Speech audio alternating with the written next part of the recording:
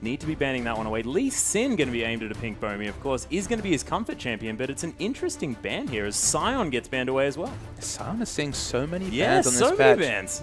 They're respecting how reliable he is in the top lane. Whenever you can have a tank that will do his job every game. The one thing you can say about Sion is, okay, he's never going to really do any damage, apart from if you stand in his Q in very early levels. There are some funny highlight videos of Sion damage. Okay, well, but it's I'm going to say relevant. the AD Sion probably going to stay away from competitive for now, but he's always going to get tanky. Whether it's the natural scaling he has from his W, whether it's, he finishes that Frozen Heart on Warmogs, he's so reliable in fights and he has such a safe laning phase that if you can just take away that unkillable tank, it opens up a few more hyper carry AD carry choices. Yeah, it's true. And actually, Huey getting a respect ban of the Vi here as well. And I really like to see that coming through. Of course, only played Rek'Sai and Vi so far in the OPL, but Rek'Sai, she's still available, and he could pick that one up if he wants to. Lissandra, of course, going to be banned away, but not really needing too much of a mention. She's very strong at the moment. It's been interesting to see Rek'Sai fall through picks and bans. It fell through the last pick and ban. It's available. I'd expect one of these teams to snap it up just because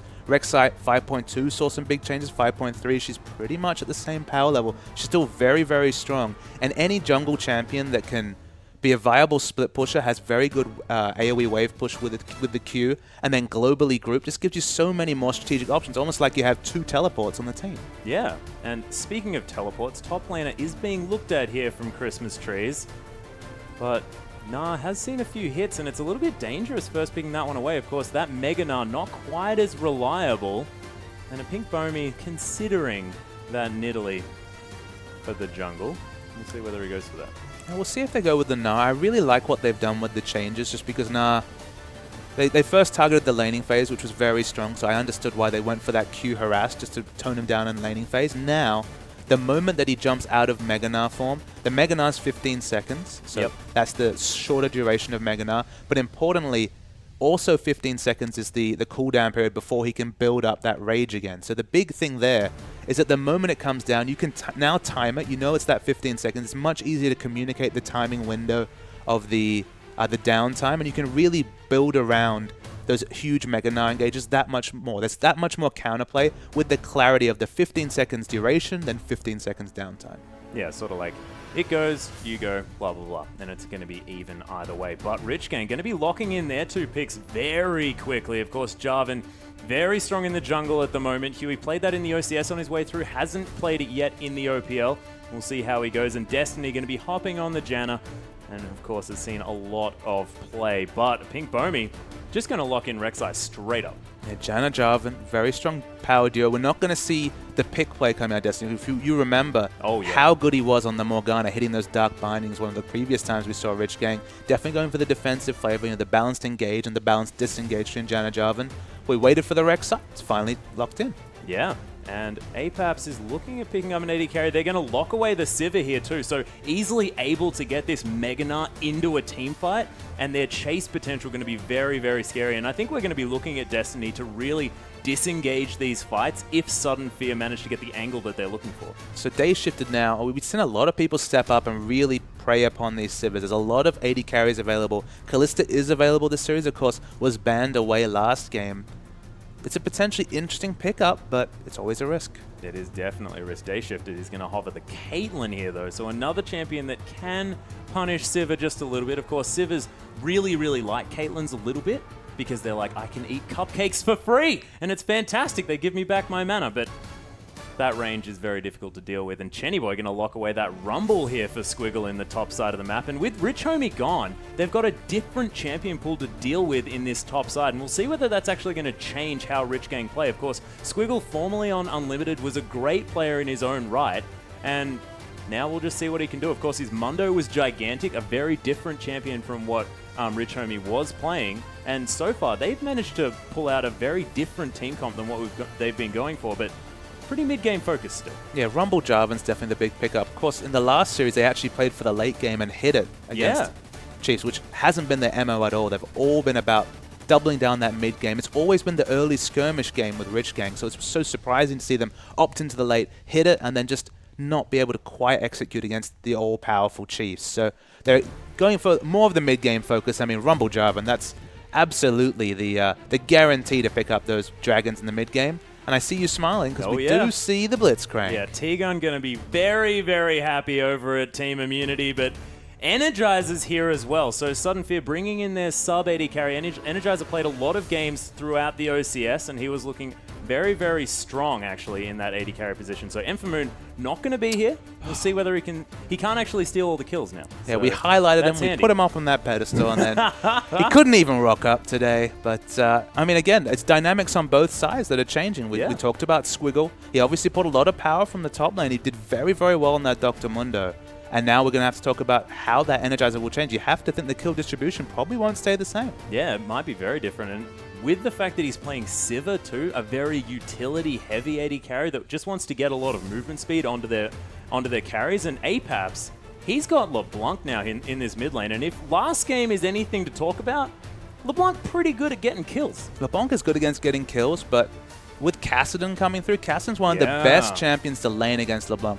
So often we talk about Kassadin in his weak laning phase. Against LeBlanc, you max the Q, you pick up a bit of regen, and you actually can force the LeBlanc out of lane. So it's a very strong laning choice. And we all know about the carry potential of Kassadin in later games. There's talk about some massive nerfs coming towards Kassadin, but on 5.3, just a little bit of nerfs towards that Q damage. Still very, very strong. Oh yeah, still very powerful. And that shield hasn't taken much of a hit here as well. So he is going to be able to weather the storm of that poke damage to come through from LeBlanc. But again, I mean, Rich Gang, they've got that mid-game insurance of the Rumble Jarvan combo, but Kassadin, Janna, Caitlyn, that screams late game. Yeah, there is a bit of a misidentity there in terms of there's not really a cohesive mid to late, early to late game focus. They do have a bit of a split focus. So if Sudden Fear can double down on the mid game, they've got the picks of LeBlanc, they've got the speed from Sivir. Rek'Sai can get so big so quickly, even just with the Warrior enchantment. You have to respect her damage. So I feel like Sudden Fear have definitely picked for the early to mid game. They still have threats in the late game, but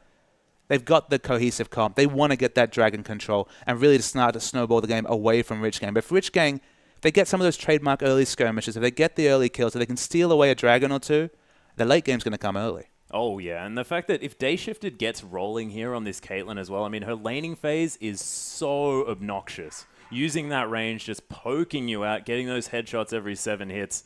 And, you know, you can't spell shield a headshot. So you're just going to be taking those. But Blitzcrank might be able to take advantage of the overextended Caitlyn. Caitlyn wants to be with Sivir under a turret and just auto-attacking between Sivir, the turret, the minions, and just completely harassing out Caitlyn. It's one thing to eat the mana sustain from the traps, but it's another thing to just have no health because of all the auto-attacks coming in from Caitlyn. It's not a fun laning phase at all from Sivir, so much of a range differential there. But if they can prey upon the natural tendency for Caitlyn to be overextended, both Janna and Caitlyn are excellent targets for Blitzcrank to hook. So if Rek'Sai's on form, there is potential for counterplay in this bottom lane. Yeah, and a Pink Bomi is on a jungler that can have a lot of pressure early. That Umbaro with that knockup going to be fantastic as far as getting those early ganks off. You can get that at level 2. Yeah, that's true. Double knockup potential for Blitzcranks in the situation. So I wouldn't be surprised to see a bit more attention to bottom lane than we've come to expect.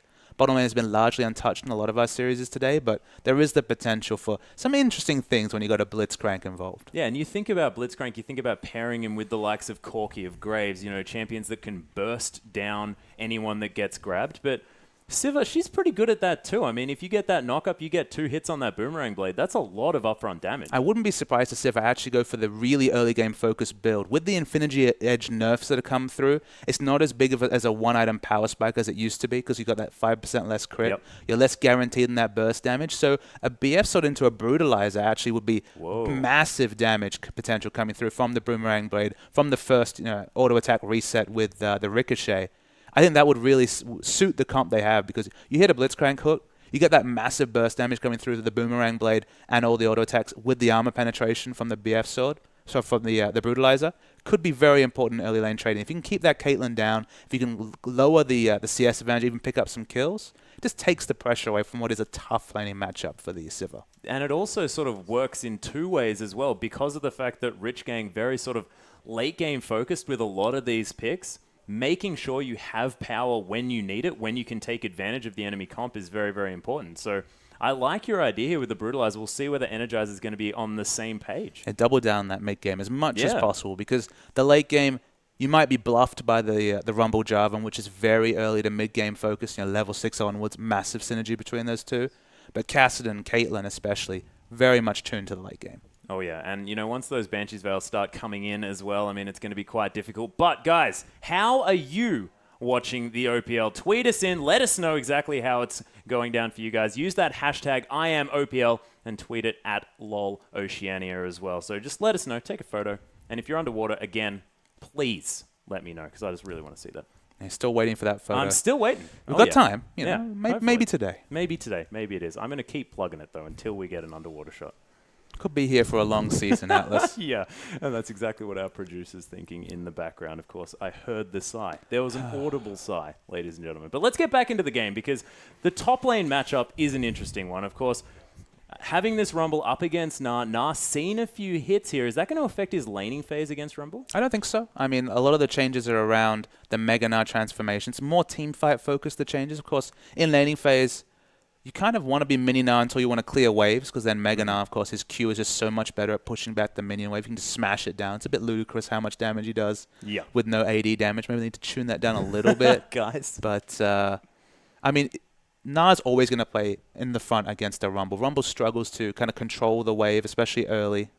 So Nah should be aggressive in that lane. If they can get both Nah and Siva ahead and getting Rumble and Caitlyn, for example, under their turrets, they might actually be able to open up enough pressure to really negate the early game focus that Rich Gang have. They can double down the mid game. That's what they want to do. So any sort of pushing they can do to get Rich Gang on the back foot and try and open up a mid game objective and dragon advantage. That's what Sudden Fear are looking to do. Yeah, and are they going to use maybe a lane swap to do this as well early on? What do you think that the go is there? Because, of course, getting Siva out of this lane against Caitlyn could be a good idea. And, of course, Squiggle might suffer a little bit as Rumble in this lane. I mean, you can definitely 1v2 as Rumble. It's not what it was many patches ago, but it's doable. You do have a bit of wave clear, but I'm sure we're going to find out the answer to your question very, very soon. Yeah, as we hop onto the Rift, ladies and gentlemen, with Sudden Fear taking on Rich Gang. Rich Gang for their second match of the night, of course, falling to the Chiefs in that 50-minute slugfest. And we'll see whether it's still playing on their minds because, of course, that was a very long game and it can be super taxing for these teams. And we'll see whether Rich Gang can pull their way through it. Sudden Fear. Into this one. They've got the Blitzcrank. If Solo Q has taught us anything, is they're looking for an invade. Oh, of course. And Brawler actually has the Boom Boom Blitzcrank skin as well, so he's wanting to be punching people. Yeah, the KO punch is what he wants to put out. And look, if Bomey's really on with the knockups as well, there's a lot of synergy there. Could be a KO punch for Rich Gang. Oh, yeah. But Sudden Fear, they are moving around towards this top side. Christmas trees hanging out up here as well. There is a ward, though, so Rich Gang going to be able to spot this one out if it comes through. And you can see very defensive warding. They're respecting this Blitzcrank early on. Understandable. You can do so many repeated invades with a Blitzcrank in competitive. It's not just run at the enemy blue buff and hope to get a hook. You can repeat it engage. You can wait to 155 and contest a buff. Even just pulling it out and delaying the jungler's first buff by 10 seconds can be massive in these early levels. Oh, yeah. And an interesting fact here about Brawler as well. The one victory that they've had so far in the OPL has been with Leona, sort of more of an aggressive support when he was playing the likes of Lulu, Nami, Janna, sort of all of these disengage type supports all the way through the OCS and into the OPL as well, but not with quite as much success. And we'll see whether, you know, Brawler's playstyle works out a little bit better on this Blitzcrank. It's very interesting to see an invade with Brawler, but not a lane swap. So it's actually a Siva 1v2 going on this game. Had to skill the Boomerang Blade at level 1 just to hope to get any sort of CS, but Siva's been basically, it's almost doubling down, saying, all right, this laning phase is going to be tough. Screw it, no laning phase. You can lose your turret, whatever. We're going to try and get this Blitzcrank roam going. And speaking of Blitzcrank roam, there's a Rek'Sai in his pocket as well, and they're looking to make something happen in this mid lane, but Jenny Boy, he's more than happy as Apex has pushed this one up. Brawler just going to drive right by this mid lane, give himself away completely as he meanders on down to that bottom side.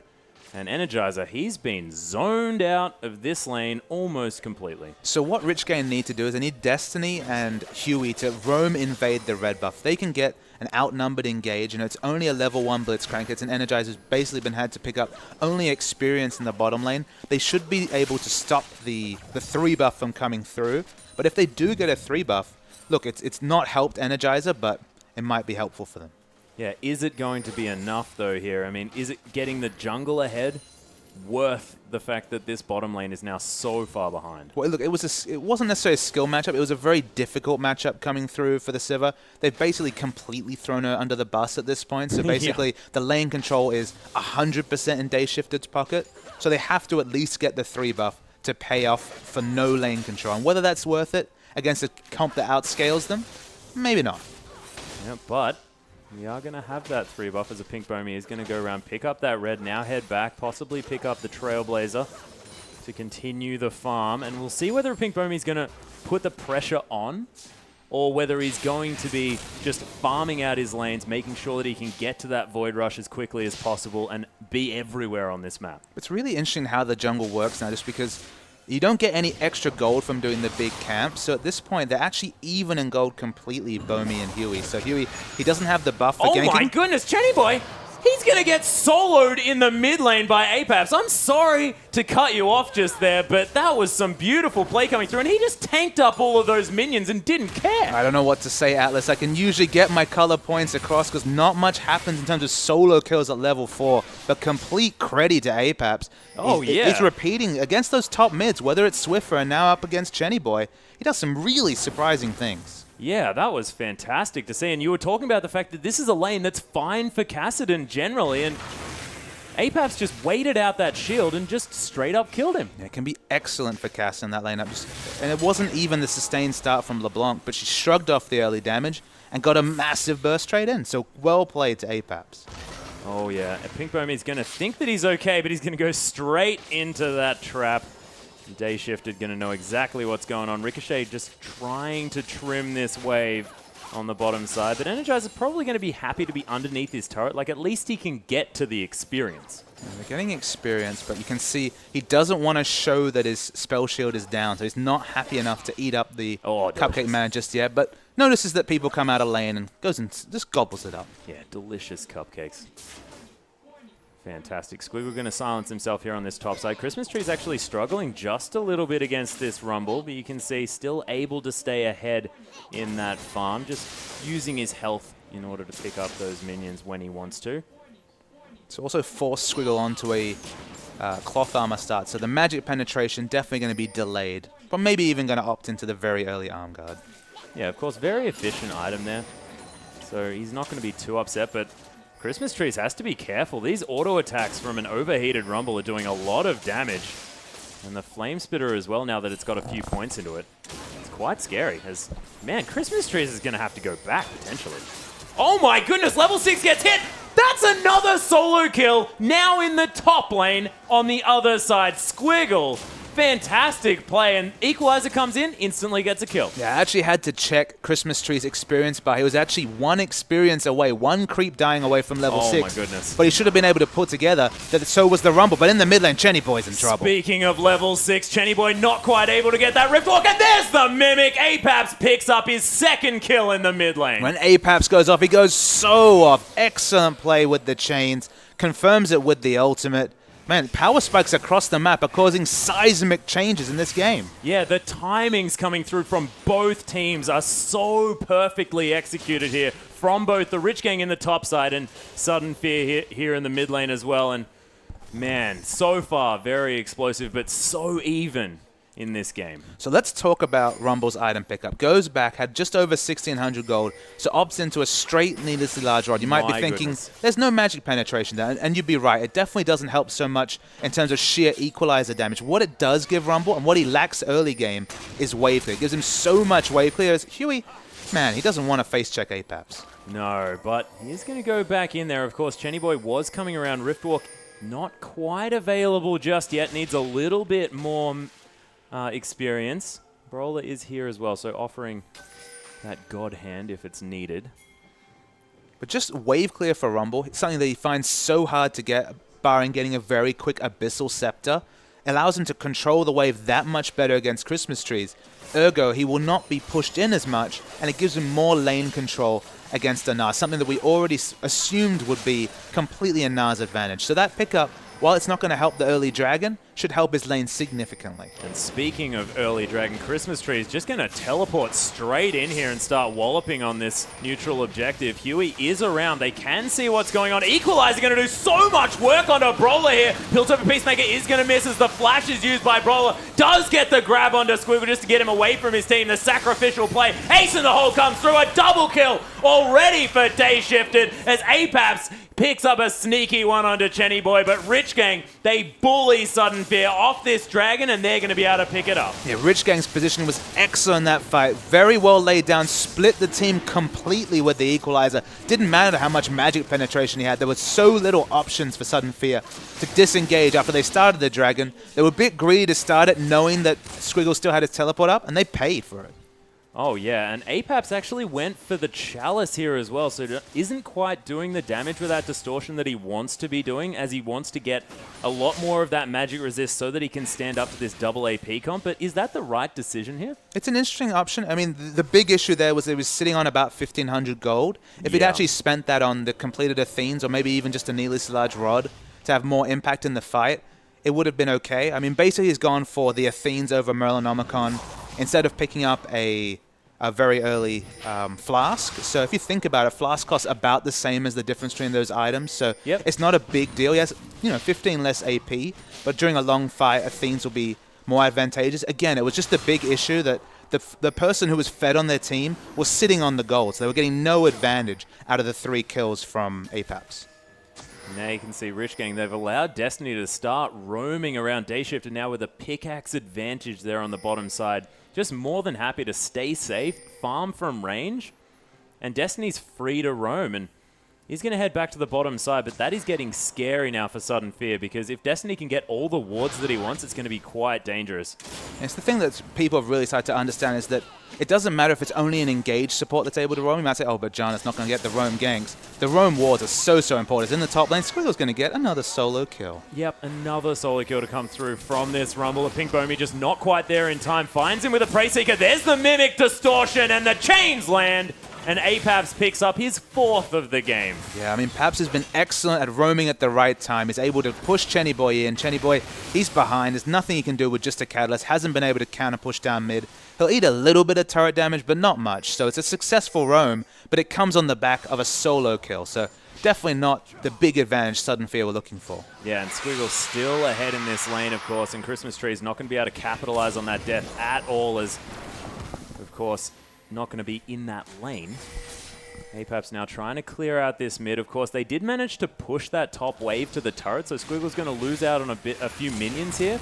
But Chenny Boy just going to shield up that Mimic Distortion, and Apex going to be forced to play back just a little bit. And is this when the lane really goes into the favor of Cassidy, now that he has that Rift Walk and he can disengage if he needs to and be aggressive when he wants? Well, I mean, he needs the Rod of Ages to start stacking up. He's got 1,300 gold, so he's close to finishing that item. Once he starts to have the health pool and the stacking advantage, that's when it really goes towards Cassidy. But the issue, I guess, is that LeBlanc's doing well. Cassidy eventually will start to negate that advantage and be safe and farm up in a lane. And as a hyper carry, you never want to let Cassidy get going. It's the other lanes that's the big deal. Solo kills are coming up in the top lane, and in the bottom lane, a significant advantage for Day Shifted means that Sivir is going to be on the back foot the whole laning phase. So, unfortunately, Rich Gang just have a massive global advantage in terms of pressure. Yeah, Squiggle's actually going to get gnawed into the wall here in this top lane as Christmas Trees hops into that Mega Gnar form, but a Pink Bomie not wanting to come through, of course, would have had to dive. Squiggle had his flash available here as well, so didn't really want to jump onto that very, very fed Rumble. Sort of not that, maybe not very, very fed, but he's quite strong. He's very, very powerful, especially given the lane matchup. You have to remember he's in what is effectively a counter laning matchup, and he's ahead in CS and has global gold and kills in his pocket. So he's feeling pretty good for himself as the Rumble. Energizer not going to be found by that ace in the hole. Day Shifted was looking for the kill, but Huey's around here. They're going to spot him with that ward. There's the ace in the hole, and Energizer just dies. Destiny manages to get an E on him. He's trying to tank up this turret Brawler. They're going for him as well. Huey, he might fall down, but the heal, is it going to be enough? Yes, it is, and Huey survives. A Pink Bomie not going to be able to get anything. Yeah, the turret juggling was a bit awkward from Huey, saved by Day Shifted in the end. They picked up the first kill without even an assist for the Jarvan. Such was the damage coming through from the Caitlyn ultimate. It's going from bad to worse in every lane barring mid for Sudden Fear. Yeah, Day Shift, you have to think this could be the Infinity Edge coming through already. If it's a 13-minute Infinity Edge, which it is, it's pretty scary now for Sudden Fear. He even has 350 gold after the boot, still in his pocket. So, I mean, the gold lead from Caitlyn over Civ is 1,500 gold, which, I mean, with the roam start, you know, with Brawler not entering lane until about level 3 for the Caitlyn, I guess we shouldn't be too surprised. Yeah, well, it's true, and we'll see whether Energizer can make up for it. Of course, is still behind sort of 20 CS, which is the same deficit that it was, you know, at about, what, 5 minutes into this game? So is managing to keep up, but when these kills keep rolling through and when, you know, a Caitlyn's able to dive you onto your turret and take it at the same time, you have to think that Rich Gang easily just going to rotate this Caitlyn around. Now in the top lane, looking to push down these outer turrets one by one. Yeah, it was actually Day Shifted in Game 1 on the Sivir that got completely out-CS'd by Jinx and just basically was on the back foot, couldn't do much, and the game was played around the Sivir, never hit the mid-game power spike. Yeah, actually a Pink Bomi looking for this one. The Equalizer going to do so much work onto this Rek'Sai as Brawler just going to silence Squiggle, who'd already silenced himself with that ultimate. Apap's looking to come in and get something done, but a Pink Bomi is going to have to head back after these Raptors because, of course, there's not a lot of health there and had to burn that flash as well. This Chenny Boy's possibly looking for something. Second Sivir that we've seen really struggling in lane, unfortunately. Not much that he can do. And Dayshift just going to prey upon him. Is already at a very superior item timing, and all Energizer can really do is provide the on the hunt at this point. I think Bomi does have the upgraded jungle item, going to be able to take away his red buff here as well. Has a lot more farm than Huey does on this Jarvan, who's been a little bit more active as far as ganking is concerned. So we'll see whether putting a lot of farm onto this Rek'Sai is going to work out. Brawler caught out by Chenny Boy here just a little bit. There's the Cataclysm immediately flashed out of by Brawler. And the Boomerang to come through here as well. Christmas Trees has to be careful. Those Harpoons starting to do some work, but Huey gets melted already. There's the rocket grab, and Energizer picks up a kill. Christmas Trees about to evolve into that Mega Gnar. There's the Flash Gnar into the wall as well. The Wallop not going to quite land, but Destiny, he's going to fall down. Squiggle tries to be a golden flamethrower, but doesn't quite make it. The double kill for Christmas Trees, and that is a clean ace for Sudden Fear. The turnaround ace out of nowhere for Sudden Fear, but so much credit to Christmas Trees. I cannot believe he got the double Gnar against the wall on both the Kassadin and the other target. We're going to see the replay. So Huey, he's only level 7. You were going to ask, is there going to be a big disadvantage from the CS? Just wait to see how fast he explodes during this fight. The normally frontline tank Jarvan dies instantly, but just wait for Christmas Trees. He finally builds up to Gnar, and it's a picture-perfect double Gnar. I didn't even know the hitbox was that big. Just scoop both of them into the turret.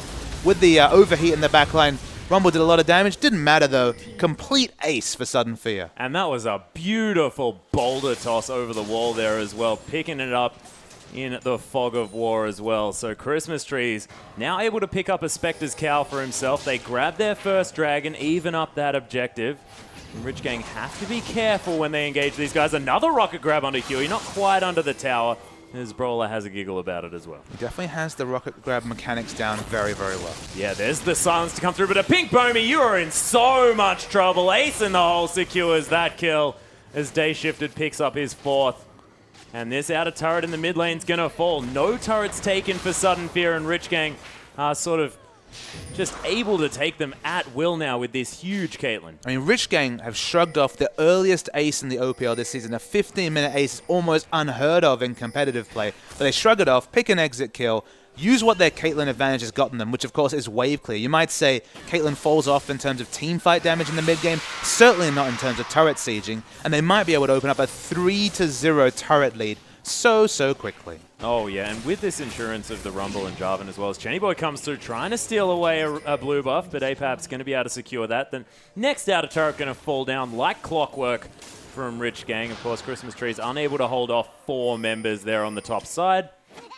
And that is going to be okay. But Sudden Fear, they probably knew this was going to happen. What is their reaction that they have to have at this stage? Is it going to be a lot more warding around this map? Because you have to think, now they're losing the map control now that those outer turrets have fallen down. And the one thing I was actually going to observe before the crazy fights and aces came through is that with the extra gold, Bomi picked up a Sightstone, but in terms of vision, they were significantly behind in vision, despite having a double Sightstone comp. So they didn't have the wards down to really open up a comeback in the game. But you're correct, they need to get the wards down, because Sivir's their only real strong wave clear option. She needs to be rotating at the same type as Caitlyn. As if you look on both lineups, it's all about AD carries when it comes to the wave clear available in this game. Yeah, and that Boomerang Blade is doing some work. You saw Day Shifted take a lot of damage from that one. Going to be able to use that Doran's Blade for at least a little bit of life steal under that turret as well, and very safe is Caitlyn. So he's going to be okay, but you have to think that, you know, when this Sivir does manage to get that burst damage happening, and they are starting to do some work on this turret, and one thing that Brawler offers a lot of is siege potential, because if he manages to get a pick with that rocket grab, everyone just explodes the one target. Rich Gang might have to just concede that turret. Yeah, the moment that the Blitzcrank came through in the competitive scene, people started to understand that you max the rocket grab, and it's not whether you hit them, it's the amount of zoning potential you create by just walking up. So just walking up, Brawler is opening up so much space for Energizer on 500 range Sivir to get auto attacks on a turret. Any other champion would not command the same respect that Blitzcrank does. Yeah, but there's the equalizer coming through. The exhaust onto Chenny Boy here immediately. Huey gets blown up yet again. Energizer getting the first kill, and the Mega Gnar Christmas Trees gets Chenny Boy. Squiggle, you are definitely dead in the middle of that fight, and Sudden Fear are team fighting like gods this game. Yeah, the dive coming through from Rich Gang is strong, but the focus fire from Sudden Fear just completely taking down every diver one by one. There was no synchronous engage coming through from Rich Gang. They were seconds away from each diver, and they were just being picked apart one by one.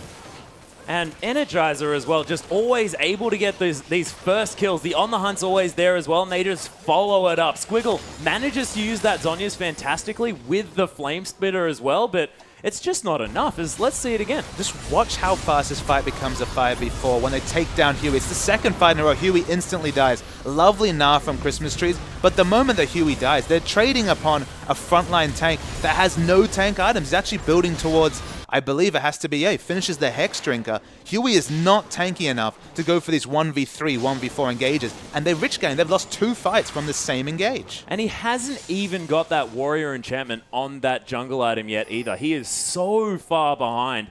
And that Cataclysm not going to be doing much damage, even though he has this offensive item choice. Yeah, realistically, you know, he's not looking for damage from the Cataclysm, but his team is looking for him to set up the engage. You know, the Rumble-Jarvan combo is so well known.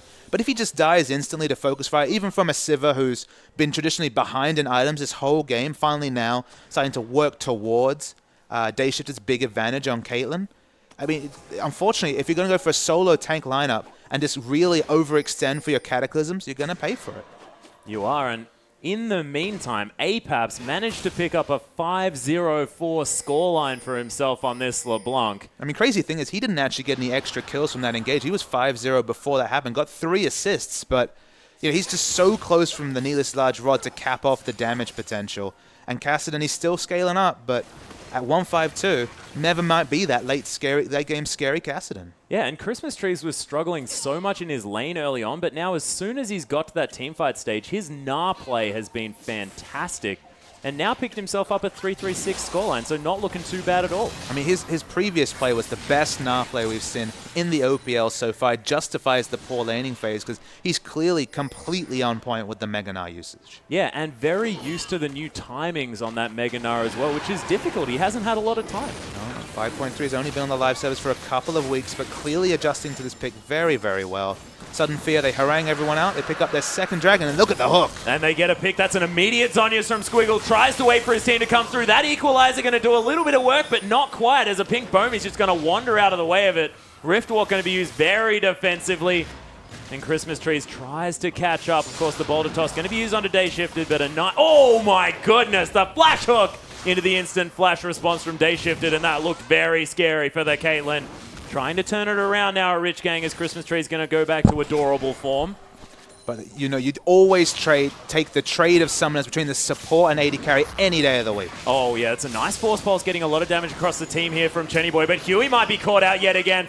is going to take a lot of damage. There's the Hyper Proc, and is this going to be Christmas Trees just chasing down this Jarvan? Chenny Boy comes in. They just decide they're going to eat a Kassadin instead. Huey in a lot of trouble. Energizer picks up Chenny Boy as Apap's going to pop back to that distortion. And they're getting the picks that they need. Yeah, Squiggle, he really struggled in lane, but his team fighting has been excellent. And the play calling in general from Sudden Fear, whenever they're even, because of course we've seen them snowball on a few times already in competitive, but when they're even, their team fighting is very on point.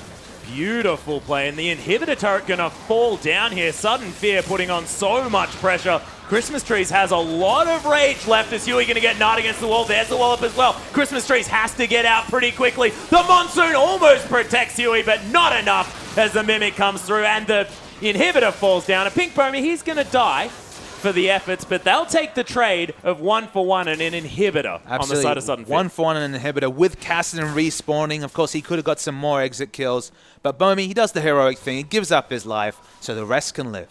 Yeah, and 7-0-4 now for Apaps. Almost a repeat here of the Chief Swiffer experience. Of course, that game was over by about this stage. LeBlanc's going off on 5.3. Oh, yeah. No changes to LeBlanc, but I mean, if you're a practice LeBlanc, if you're able to get those early kills especially, she's always been considered a snowball champion, but going for more reliable item builds with the death cap, it's not the DFG burst, but you still have deletion burst damage coming out, and you just have so much more regular ability to impact a team fight because your ultimate's just on such a short cooldown when you pick up that CDR. Oh yeah, and now Sudden Fear, of course, able to even up that turret gap, but they've got outer turrets that they can pick up. They sort of went for the direct line approach to taking 3 turrets as opposed to that sort of spread out approach that you can see the effect though. Look at the massive minion waves pushing into the top. They just have to group at any point and they'll smash down an extra 2,000 gold for what is already a 5,000 gold lead. And all they need is a bit of outer turret damage. We see one of them falling already without even someone around to get that last hit. We see Gnar in the bottom lane is going to get even more global gold, going to open up to about 6,000-7,000 gold lead. And you have to think, Baron pressure's coming soon.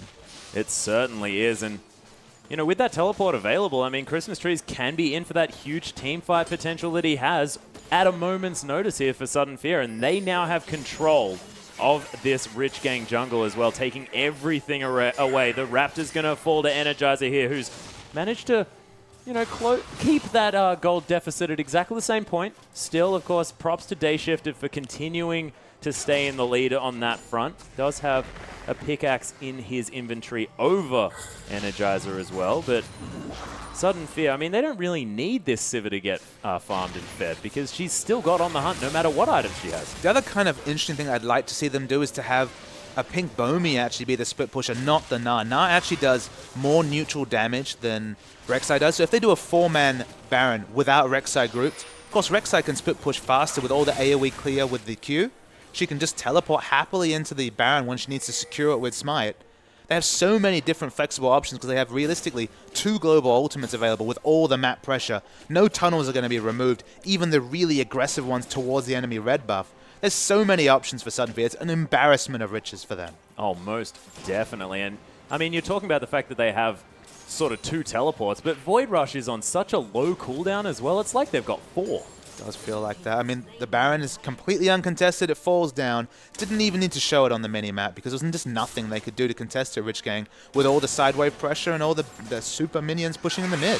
Yeah, we're watching Squiggle sort of struggle to clear out this wave. Void Rush going to be used just to get a Pink Bomi back into this top side. Now has that Locket of the Eye and Solari available as well. Use that at Baron just to keep everyone healthy. And these Baroned up minions, they're going to take this inner turret in the top side. And are Rich Gang going to be able to stop them from taking even more? It's such a struggle. They need to get the picture-perfect Rumble Jarvan ultimate, but they failed it twice. They're going to be just that much finger off the pulse when it comes to going for that big engage because it's failed them a few times.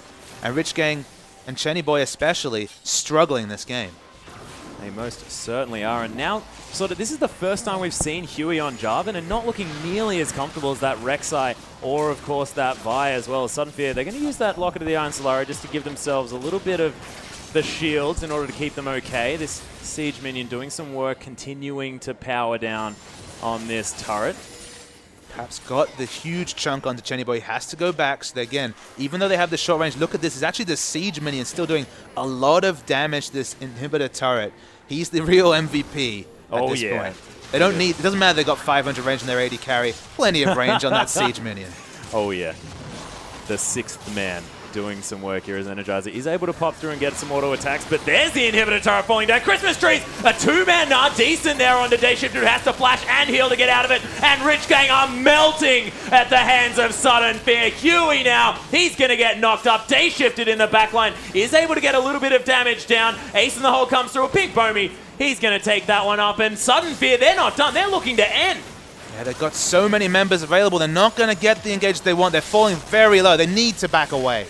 Energizer going to use that spell shield, not actually necessarily here, as Apex just looking to get some auto attacks off, does pick up the Nexus turret, but Day Shifted is going to be able to clear out these minions, but 2 inhibitors down, a Nexus turret down, and Apex 8, 0, and 5 picks up just another needlessly large rod. Who needs a Void Staff? Absolutely. It's just getting such high AP values. The LeBlancs today have been off the chains. Sunfear, they don't have the...